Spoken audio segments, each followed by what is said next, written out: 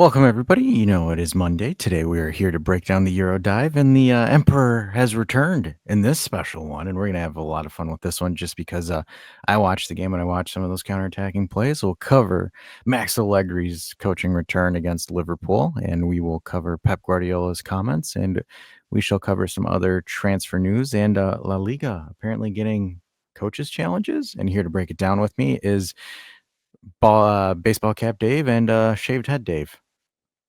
Yeah, fresh haircut. Could be a theme. I'm getting a haircut this week too. I need to do mine as well. All of us. All of Yeah, us. you got a comment dash on your hair this week. So, guys, like and subscribe. Hit the buttons. The description has X, Instagram, the Discord, the Spotify. Everything's down there. Hit that up. Let's go. We're gonna start off with everyone's favorite here, Pep Guardiola. Why is there an ad here? You need I don't know. Stop playing ad. Okay, so Pep Guardiola, live internet. I love it. So he once again says he's done after this contract. He is done. This is not the first time we've heard this. Is he done, guys? For real? I don't know. Is he? I don't know. Like I believe he signed an extension was it 2 years ago, 1 year ago? I think he extended his contract for an additional season or two. And I don't know. With him, it's always weird. Like it depends on how much energy he has left, how he feels, and I guess it also depends like heavily on how Manchester City will develop, right? Because I don't think that he still has the heart in it in terms of having a project as a team. And honestly, Manchester City right now, even though they still have a lot of players like from their treble season, but honestly, it's a nice smallish rebuild Manchester City is in, like exchanging a couple of the older players. Like it's almost like what Liverpool had to do like 2 seasons ago, and they had to replace Fabinho, Henderson, James Milner, and all of those guys like slowly and surely. And that's what City is doing right now with phasing out a lot of the older players. And I don't think Pep namely Guardiola- Kevin De Bruyne, for example, to Napoli, Kai Walker. Where is Kai Walker? Did he sign? I think he returned to Manchester City, but they want to offload him. He did come back, but I don't know where they're sending him to. Don't expect him to stay with City, but but they're revamping their squad. Yeah. And sorry, I had to take it down. The ads are just killing me today. I love this. This is the first time I've seen Transfer Market do this. Expected until June 30th, 2027. So I guess that's an optional extension is what they're getting at there. Like my guess is like if he lets the contract run down, he will take again a year's break or 1 year break or whatever until he finds himself the next project. He did that with Bayern back then. He let the contract run out, had a year. Oh, sorry, no. It was after his Barcelona tenure. He had a sabbatical, basically learned German, and joined Bayern and spoke fluent German. Man. That man is literally like high IQ genius. And my guess is he will do the same after Manchester City, like take a break for a year, prepare for whatever he wants to do. He's going to take the Red Bull route and just be a brand ambassador. That'd be hilarious. Oh my god! Oh my god! Klopp and Guardiola together as Red Bull ambassadors. Yeah. Wow. That'd be so great. funny. So before we get corrected in the comments, I did this live again. Kyle Walker has moved on to Burnley. Nice. Oh, $4 million. $4 million. So there you go. That has happened. I swear I didn't even know that. Flew under the radar because we're checking the transfers every day. And that flew under. Yep, it's crazy. So this one, I love this. We're gonna go over to Spain here for a little bit. We've talked about this in the past. La Liga's gonna try it out, and that is a coach's challenge for VAR. After Real Madrid controversy. Which one? This was written by a Barcelona fan. Yeah, How- which one? that is our weekly Barcelona joke of the week. Oh man, so this is good. So they're going to be To be allowed. fair, both of them are bad. Like regarding referees, like Real and Barcelona both get. See, my issue is Barcelona fans are just like, we've never done anything corrupt or complicated. We're No, the no, victim no. child. That's a lie. We know that, but both of We them are benefiting equally. Oh yes, we call that And Barcelusion, yeah, mind you. It's probably Yeah. no different than like a Juve interrelationship or any like a Benfica Porto, like any of those. Yeah, but Fine. those kind of, but like I would say Barcelona and Real Madrid are way more successful than the Juve Inter rivalry because No, just in general, right? Like there's always Whoa. going to be those refereeing biases, but this allows now the manager to get 2 challenges. And the cool thing about this, and this is similar to how it does work in North America in Yeah. American sports, is if that call gets overturned in your favor, you get that back. You don't get penalized because, well, you were right. So why would you be penalized for being right? So if they're wrong, do they lose a timeout? Oh wait! Sorry, that was cringeworthy humor. I gotta stop there. Yeah. Damn, Too I much fudged giggling. it up. Too much I giggling, guys. fudged Calm it down. up. We got to be serious here. Yeah. Good lord, get us back on track, German Dave. Yeah, give us your pragmatism. How do you feel about adding this in, and do you want to see it across UEFA, across FIFA? I like stuff like that. It just depends on the teams that are playing, right? Like if it's Real and Barcelona who get favored heavily, I don't think that having another look at it after a challenge will change things up massively. But for other teams, it may make stuff and decisions fairer, is my guess. And challenges, honestly, in the American sport, whether you like American sports or not, like the challenge or the possibility of challenging the referee's call is honestly a great addition to those sports. Of course, it kills a bit of time. That's the unfortunate part. But overall, like you get honestly after reviews, you get the right decisions most of the time. Like if there's a decision to be had, right, in the NFL, for example, on which yard line to put the ball, or was the ball over the line or whatever. That's tough to see, like inside the when they are tussling at the line of scrimmage. Like it's hard to see where the ball actually landed, for example. But more often than not, I think challenges and all of that, result in the right decision. So I don't mind. Why not? It forces them to look at it. Like when No, it's obvious. but people out there will 100% again say, "Oh, the Americanization of the sport, and we don't like that," and blah blah blah. But I think it's good for the sport. If They we if say we that now in addition just could stop the time if there are breaks, substitutions, and all of that. That's honestly my biggest pet peeve in football these days. Stop the fucking clock. Yeah, we got to change that rule, the clock rules. Yeah, I mean, like, in they general. bitch about that, the Americanization of the game, and then their team loses off a dodgy call, and they're like, we should be able to challenge it. And it's like, pick a fucking side already. Yeah.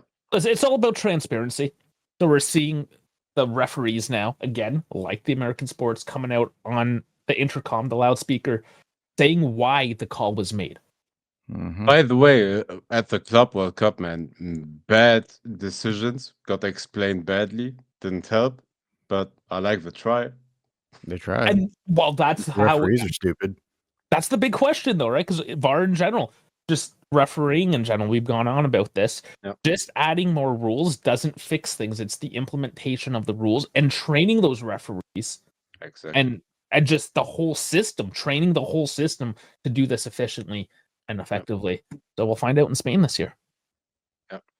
And I don't think that, for example, I'm a person that is pro VAR, for example. For me, it's just the referees are too dumb, man. like VAR in itself and the idea of it is great, right? Like to go out there and look at stuff. Of course, you can refine everything, but in the end, it's the referees that you have to still hold accountable and learn the rules and how to balance them and how to be consistent, like on a game-to-game basis. That's the hard part. Mm-hmm. Well, we'll be watching La Liga. Gives us another reason to watch it, other than for more fodder for Barcelona fans. Just content just for me to dunk on them. Sorry, that's my bias. I just can't stand Barcelona. All right, well, here's something you want to dunk on. Oh, Man, Dash was waiting for this. I was waiting for this one because IFTV. I wasn't gonna cover this that much, but just because IFTV No, is you were. no, You was would Dash. cover this just because it's your emperor. You would have covered this anyways. I don't. I gotta stop chuckling here because I'm enjoying myself. Couple of things I kind of want to make it clear on video here. Obviously, it's a preseason game. It's, again, trying things out, seeing how things work. However, what I saw in this Milan versus Liverpool game, I saw more in this game alone than what I saw with Monta and Tudor the whole season. Max had a clear attack pattern on how he wanted to attack Liverpool, clear counterattacking patterns, one quick touch passing, and the irony of it is look what happens when Max actually has players that are good. And I'm about to trigger the fuck out of some Italians here, but Leao is miles ahead of Chiesa. Don't at me, dude. I watched this game. Half the shit Leao did, people dream that Chiesa could do. Whether it's the knee or whatever, don't really give a shit. Leao totally showed this game where he is way higher than Chiesa currently, because Leao is the absolute architect on 3 of the counterattacks that they did. And what was beautiful was, hey, Milan's midfield dunk a little bit deep. Ricci, Fofana, and Pulisic waited for their opportunity to snatch the ball, started the counterattack. Milan was in Liverpool's box within 2 to 3 passes. 2 to 3 decisive passes were, for the life of me, Max's last season, no offense, Locatelli, butt cheeks when it comes to those kind of passes. Rabiot, he's just there to hit headers in the box. McKennie, bless his soul, but not a great passer. When I look at Milan's midfield, they can give you a vertical ball, and if they're going to counter like this, they are going to be fun to watch this season. Because Dave, if you could pull up the stats again for me, good sir.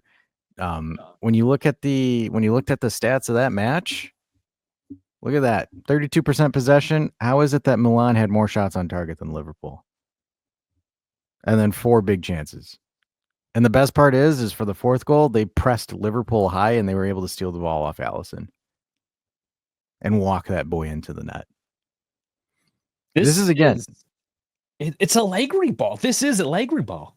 Yeah, and it's and again, I'm calling names out because I'm that petty. Like Goose is going out there on Discord. Man, I wish we had more attacking with Max. Yeah, I've been making this argument for years. Guess what? When you have players that are capable of attacking and playing correctly, that's kind of the Max ball you get. That was Allegri 1.0. Like, listen, look, Milan has a good team. Ruben Loftus-Cheek has a better finish than Dusan Vlahovic. That is what I find ironic. Yeah. He played second striker.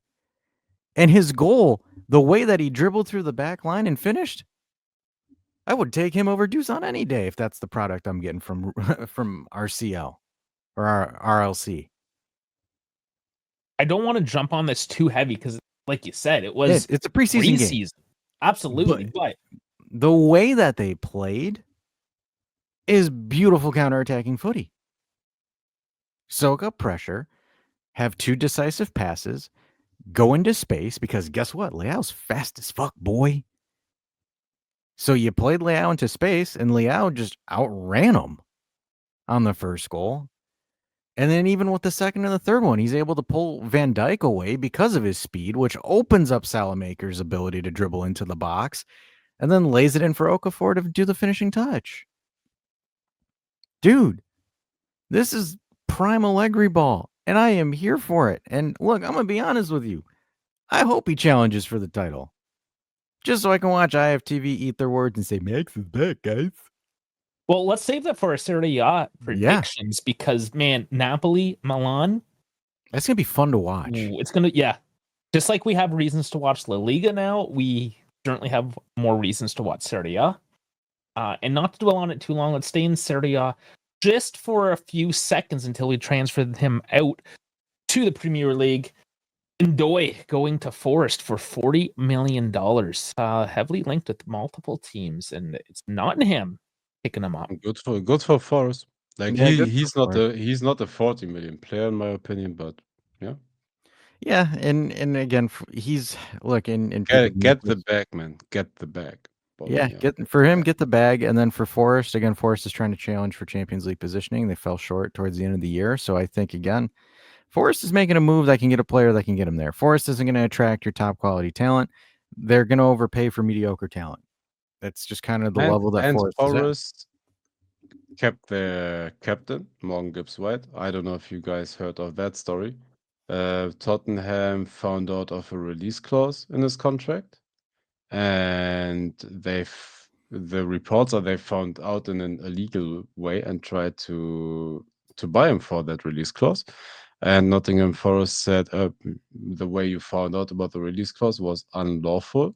So they went to the Premier League and complained about that transfer, and they got nixed basically. And now Morgan Gibbs-White stayed at Nottingham Forest and signed a contract extension, and now Tottenham won't get him, and he will stay there. And they basically keep their best 10, their best ball handler, and honestly, getting Ndoye will help them as well. They would buy Because like not it will help them. Nottingham Forest is a very stable defensive team, very counter-attack heavy, like also with a couple of passes across the whole pitch. And Ndoye is exceptional at that. And they'll have fun with him, man. And for Bologna as well, like 40 million. Like I also say a lot, fullbacks, wingbacks, wingers in Serie A, you can replace them with player X. Alone the fact that they got 40 million for him, for half that they can invest that and find a decent replacement. So yeah, decent. That's two transfer markets, 2 seasons in a row where Bologna at least the Premier League team. They did all right. Yes, they did. Or not fleeced, like they sold good players, but still hefty amounts of money. Mm-hmm. All right, let's stay in England then. Gyökeres finally through. Finally. You can put that finally through for Arsenal, man. The fans were getting nervous. They signed like a handful of players before they got him. But right now, man, you have to say Arsenal's window is looking nice. Like signed Zubimendi before the Club World Cup. They weren't in there, but they were still able to sign Zubimendi beforehand. Mosquera, one of the best centre back prospects in European football from Valencia. I watched him play, and dude, that guy is incredible. And signed him for cheap. I think it was something below 20 million. Dude, Valencia, because they had a poor season, unfortunately, are losing their players like flies. Did I forget somebody? Madueke from Chelsea. Of course, they overpaid for that, but I guess like 50 to 55 million is the baseline for average wingers now. And yeah, now they got Gyökeres, and I think that's a good player. Maybe currently one of the best goal scorers in Europe, and that's what Arsenal needed, man. They had a whole lot of foreplay, no penetration. And now they have a striker that can. That's bait. Yeah, you baited us with that one. And now they have a striker that can put it in, right? Like I make or break for Gyökeres' best quality. Like yeah, it's a make or break season for Arteta. If he doesn't do anything, he gets sacked. Oh yeah, dude, this season he has no excuses. He finally got the striker. They replaced Partey with Norgard. They brought in Zubimendi. Basically as the Xhaka replacement, because they didn't replace Xhaka properly as well the season before. And now a midfield of Zubimendi, Declan Rice, and Ødegaard, or if they bring another 10 and do, that's incredible. Yeah. And then Martinelli, Trossard on the left, or Madueke. I may start a couple of games on the left. Gyökeres up front. Xhaka is one of the best right wingers, or maybe the second best one behind Mohamed Salah, in my opinion. So, man, it's a great lineup. And defensively, they're incredible, anyways. So, Arsenal they have no excuses, like except for a couple of devastating injuries or whatever. But the team is now deep, in my opinion. Yep, just for them to lose to Chelsea in the end. Shout out to Chewy. And on that note, we're wrapping this week's EuroDive up, and we will be back with the Juve Essentials midweek. And if there's any other transfers, we shall dive in and cover that. So make sure you like and subscribe, and we'll catch you on the next one. Because just by the way, Chiesa didn't play any minutes against Milan. See you on the next one. And congratulations to England for winning another trophy. Who cares? Next.